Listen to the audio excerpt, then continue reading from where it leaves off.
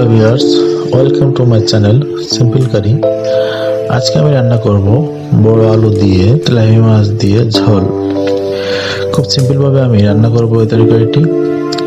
চলুন দেখে নেওয়া যাক তাহলে আমার আজকের রান্না।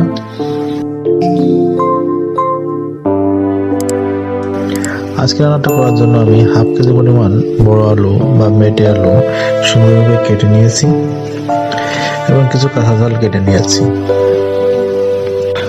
আর নিয়েছি একটা বড় সাইজের তেলাপিয়া, এটাকে আমি কেটে 4 পিস করে নিয়েছি।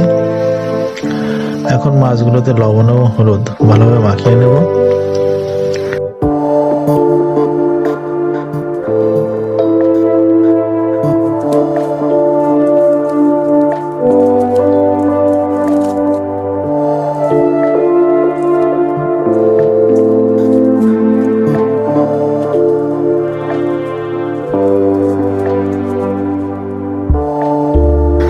লবণ এবং হলুদ ভালোভাবে মাখানো হয়ে গেলে একটা কড়াইতে কিছুটা রান্নার তেল গরম করে নেব।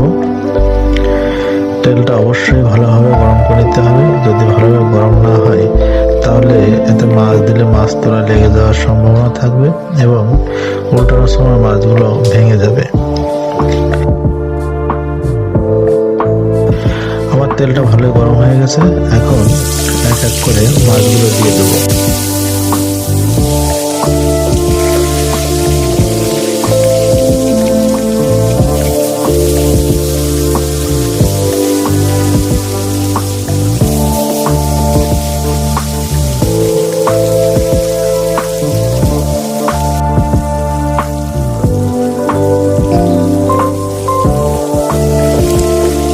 মাছগুলো এক পাশে ভালোভাবে ভাজা হয়ে গেলে উল্টিয়ে দেবো।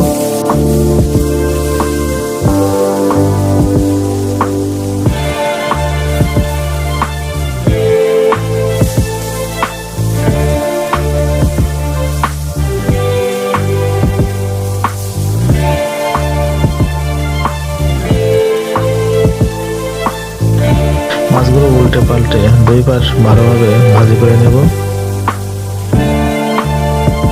মাছগুলো ভালোভাবে ভাজা হয়ে গেলে তাতে জিরা দিয়ে দেব।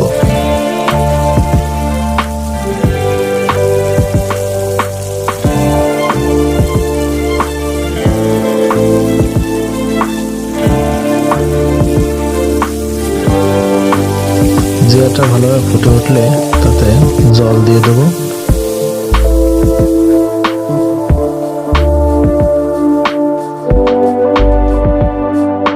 এখন দিয়ে দেবো বড় আলুগুলো।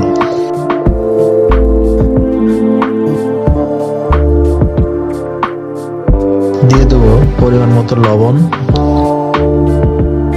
দিয়ে দেবো 1 টেবিল চামচ পরিমাণ হলুদের গুঁড়া। এখন একটু নাড়িয়ে দেবো।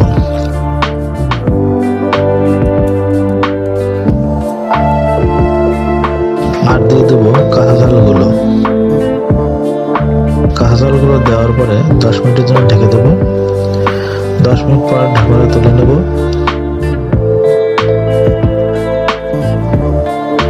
দেখবো আলুগুলো সিদ্ধ হয়েছে কিনা।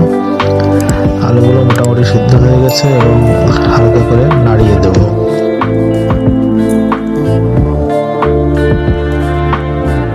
এখন চুলার জালটা হাই করে দিয়ে জ্বালাতে থাকবো এবং আলতোভাবে তলায় নাড়াতে থাকবো যাতে মাছগুলো ভেঙে না যায়।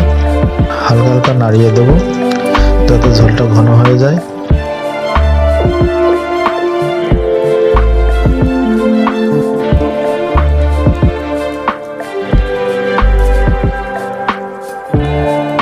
এখন দিয়ে দেবো হাফ টেবিল চামচ পরিমাণ গরম মশলার গুঁড়া।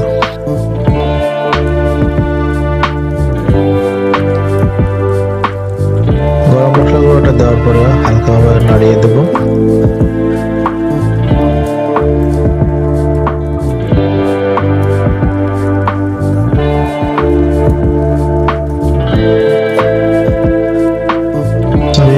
ঝোলটা মোটামুটি শুকিয়ে গেছে, তরকারিটাও ঘন হয়ে গেছে এবং রেডি হয়ে গেছে আমার আলু দিয়ে তেলাপিয়া মাছের ঝোল। এখন নামিয়ে নেব।